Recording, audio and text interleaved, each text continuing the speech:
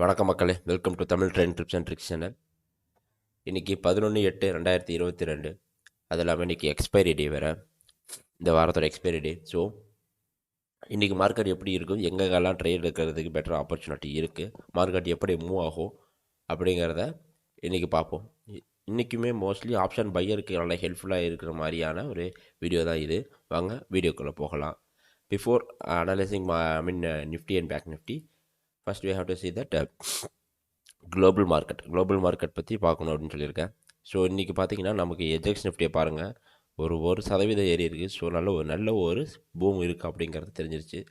அது மட்டும் இல்லாமல் நீங்கள் ஸ்டேட் டைம் பார்த்தீங்கனாலும் அதுவுமே ஒரு 0.5 இது பக்கம் ஏறி இருக்குது. எல்லாமே இன்றைக்கி ஒரு நல்ல க்ரீன் கேண்டிலில் தான் இருக்குது. ஸோ இன்றைக்கி மார்க்கெட் பூம் போக போகுது அப்படிங்கிறதுல எந்த ஒரு டவுட்டுமே இல்லை. அதாவது 12 மணி வரைக்கும் மார்க்கெட் நல்ல ஒரு பீக்கில் நல்ல ஹையில் இருக்க போகுது. ஸோ இன்றைக்கி மார்க்கெட்டில் ட்ரேட் எடுக்கிறவங்களுக்கு ஈஸியாக ட்ரேட் எடுக்கவும் முடியும், நல்ல ப்ராஃபிட்டும் இன்றைக்கி கேதர் பண்ண முடியும். ஸோ வாங்க வீடியோக்குள்ளே போகலாம். ஓகே, இதில் நம்ம சொல்லியிருக்கோம், உங்களை நீங்கள் முக்கியமாக பார்க்க வேண்டியது எஜெஸ் நிஃப்டி பார்த்துருக்கோம், 1% ஏறி இருக்குது அப்படின்னு சொல்லியிருக்கோம். சரி, ஓகே. ஃபஸ்ட் நிஃப்டி அனலைஸ் பண்ணோம்னா நேற்று நம்ம என்ன ப்ரெடிக்ட் பண்ணியிருந்தோமோ அதே மாதிரி தான் இன்றைக்கும் நேற்று மார்க்கெட் மூவ் ஆச்சு. நான் சொல்லியிருந்தேன் இதுதான் வந்து அதோட சப்போர்ட் அண்ட் இங்கே தான் ரெசிஸ்டன்ஸ் இருக்குது, அதை தாண்டி மேலேயும் கீழேயும் போயிட்டு வராது அப்படிங்கிற மாதிரி சொல்லியிருந்தேன். ஆனால் நேற்று என்ன நடந்துச்சுன்னா 2 தடவை ஃபால்ஸ் பிரேக் அவுட் நடந்துச்சு கைஸ். ஸோ அந்த இடத்துல நிறைய பேர் கொஞ்சம் திணறினாங்கன்னே சொல்லலாம். என்னோடய ஸ்டூடெண்ட்ஸுமே ஒரு 4-5 பேர் ரொம்ப திணறிட்டாங்க. என்னென்னா, இந்த இடத்துல ஒரு ஃபால்ஸ் பிரேக் அவுட் கொடுத்த உடனே ட்ரேட் எடுத்தாங்க. பட் ஆனால் திடீர்னு மார்க்கெட் கீழே விழுந்துருச்சு. அதே மாதிரி இந்த இடத்துல அகெயின் ஒரு ஃபால்ஸ் பிரேக் அவுட் கீழே சப்போர்ட்டை உடைக்கவுமே அதுவுமே வந்து ஒரு ஃபால்ஸ் பிரேக் அவுட் தான். நேற்று கிட்டத்தட்ட 2-3 ஃபால்ஸ் பிரேக் அவுட் நடந்துச்சு. ஓகே, அதனால் மார்க்கெட் வந்து ஒரு மாதிரியாக அந்த இடத்துல வந்து கிட்டத்தட்ட அந்த 10, 11, 11 மணி வரைக்குமே நிறைய பேர் வந்து எனக்கு ஃபோன் அடிச்சு சொன்னது வந்து நிறைய லாஸ் எடுத்துட்டோம். ஏன்னா இதை வந்து இந்த இடத்துல உடஞ்சிச்சு அப்படின்னா எல்லாருமே அந்த இடத்துல லாஸ் தான் எடுத்துருப்பாங்க. ஏன்னா இது வந்து ஒரு ஃபினான்ஷியல் இன்ஸ்டியூஷனால் க்ரியேட் பண்ணுற ஒரு ஃபால்ஸ் பிரேக் அவுட் தான். ஏன்னா இன்றைக்கி பார்த்தோம்னா அவங்களுக்கே தெரிஞ்சிருக்கும் மார்க்கெட் வந்து ஒரு கன்சால்டேட்டட் மார்க்கெட்டாக தான் நேற்று இருக்க போகுது அப்படிங்கிறத ஃபினான்ஷியல் இன்ஸ்டியூஷன்லாம் வந்து ப்ரெடிக்ட் பண்ணியிருப்பாங்க. ஸோ அவங்க ப்ராஃபிட் எடுக்கணும்னா என்ன பண்ணி ஆகணும், நம்மள மாதிரி ரீட்டைல் இன்வெஸ்டர்லேருந்து பணத்தை பிடுங்கி தான் ஆகணும். ஸோ அதனால தான் இந்த இடத்துல ஒரு நல்ல ஒரு பூமை கொடுத்து லாஸை ரெடி பண்ணாங்க. அதே மாதிரி இந்த இடத்துலையும் ஒரு பூமை கொடுத்து நமக்கு லாஸ் க்ரியேட் பண்ணாங்க. இதுதான் நேற்று நடந்த ஒரு மிகப்பெரிய சூழ்ச்சின்னே சொல்லலாம். ஆனால் நம்ம சொன்ன மாதிரி அதுக்குள்ளே தான் மார்க்கெட் ட்ராவல் ஆகியிருந்திருக்கு. ஓகே, ஆஸ் பர் இன்றைக்கி என்ன நடக்கும் அப்படின்னு பார்த்தோம், பேங்க் நிஃப்டியும் கிட்டத்தட்ட அதே மாதிரி தான் நடந்துச்சு. பட் பேங்க் நிஃப்டியில் அந்தளவுக்கு நம்ம சொன்ன மாதிரி அந்த பெரிய மேலே உள்ள ரெசிஸ்டன்ஸை உடைக்கவும் இல்லை, இந்த மாதிரி கீழே சப்போர்ட்டையும் உடைக்கல. ஸோ பேங்க் நிஃப்டி அந்த நான் சொன்ன மாதிரி கன்சாலிடேஷன் இதுக்குள்ளேயே தான் சுற்றி வந்துச்சு. ஸோ இன்றைக்கி என்ன நடக்கும் அப்படிங்கிறத பார்ப்போம்.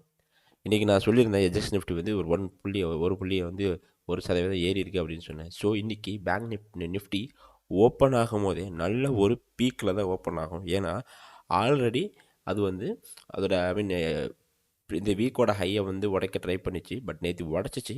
பட் அது திருப்பி கீழே இறங்கிருச்சு இல்லையா. ஸோ அது நிஃப்டியை பொறுத்த வரைக்கும் அது ப்ரீவியஸ் வீக் ஹையை நேற்றையே உடச்சிருச்சு, பிரேக் அவுட் ஆகிடுச்சுங்கிறது தான் அர்த்தம். ஸோ இன்றைக்கி மார்க்கெட் இந்த ப்ரீவியஸ் ஹையெல்லாம் பார்க்காது.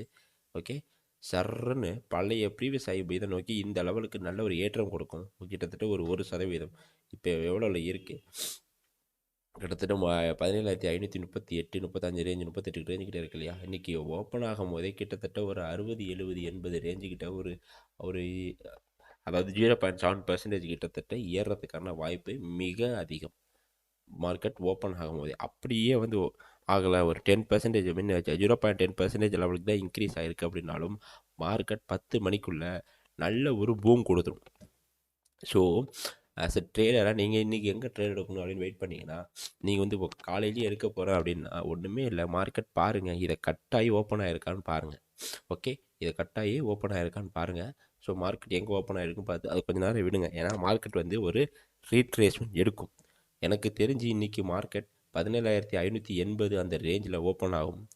ஓகே, அதுலேருந்து லைட்டாக ஒரு ரீட்ரேஸ்மெண்ட் எடுத்துகிட்டு மறுபடியும் இதை வந்து சப்போர்ட்டாக எடுத்துகிட்டு மேலே போகும் தெரியுமா. ஸோ அந்த இடத்துல எடுத்திங்கன்னா உங்களுக்கு நல்ல ஒரு ப்ராஃபிட் கிடைக்கிறதுக்கான வாய்ப்பு அதிகம்.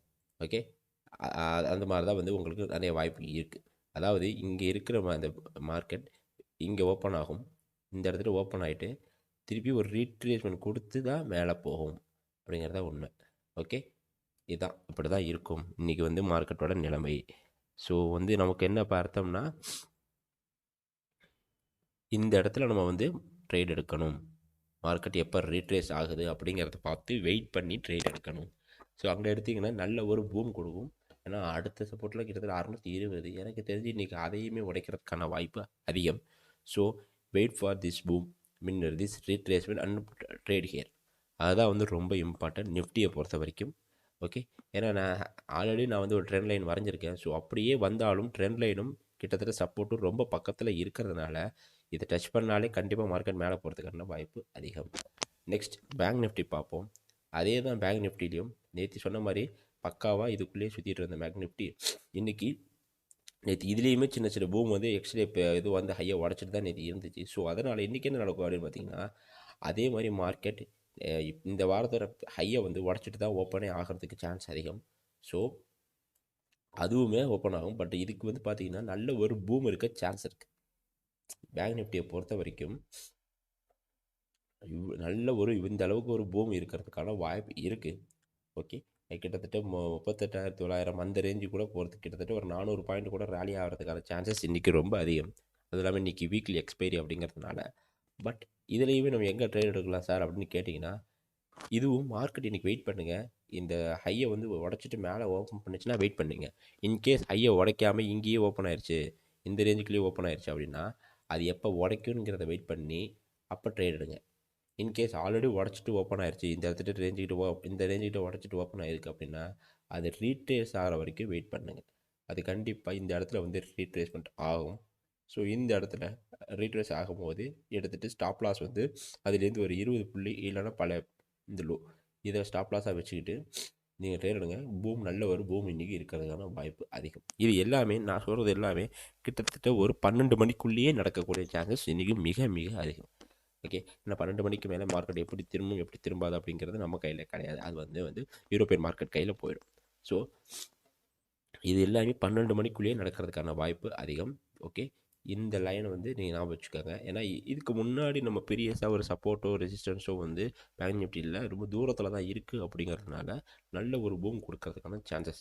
பட் இந்த ப்ராப்ளம் இஸ் நீங்கள் எங்கே வந்து என்ட்ரி எடுக்க போகிறீங்க அப்படின்னா அந்த ரீட்ரேஸ்மெண்ட்டில் எடுத்திங்கன்னா it was very safe. Okay, அதை தவிர இந்த மாதிரி இடத்துல எங்கேயாவது போய் கனவு முன்னாடி எங்கே எடுத்திங்கன்னா அது மேபி லாஸ்ட்டில் முடியறதுக்கான வாய்ப்பு இருக்குது. ஏன்னா இன்றைக்கி வீக்லி எக்ஸ்பைரி. ஸோ மார்க்கெட் இன்றைக்கி வந்து ஒரு மாதிரியாக விளையாடும். அது உங்களுக்கு ஆல்ரெடி ட்ரேடிங் இருக்கவங்களுக்கு தெரியும். Okay, thank you case, thank you for வாட்சிங். கொஞ்சம் சேஃபாக ட்ரேட் பண்ணுங்கள். பட் இன்றைக்கி ஒரு நல்ல ப்ராஃபிட் எடுக்கலாம். யாராவது நல்ல ப்ராஃபிட் இன்றைக்கி எடுத்தீங்க அப்படிங்கிறது மூலியமாக இந்த இடத்துல என்ட்ரி எடுத்து நல்ல ப்ராஃபிட் எடுத்தீங்க அப்படின்னா எனக்கு கீழே கமெண்ட் பண்ணுங்கள். தேங்க்யூ கேஸ், தேங்க்யூ ஃபார் வாட்சிங். தேங்க்யூ.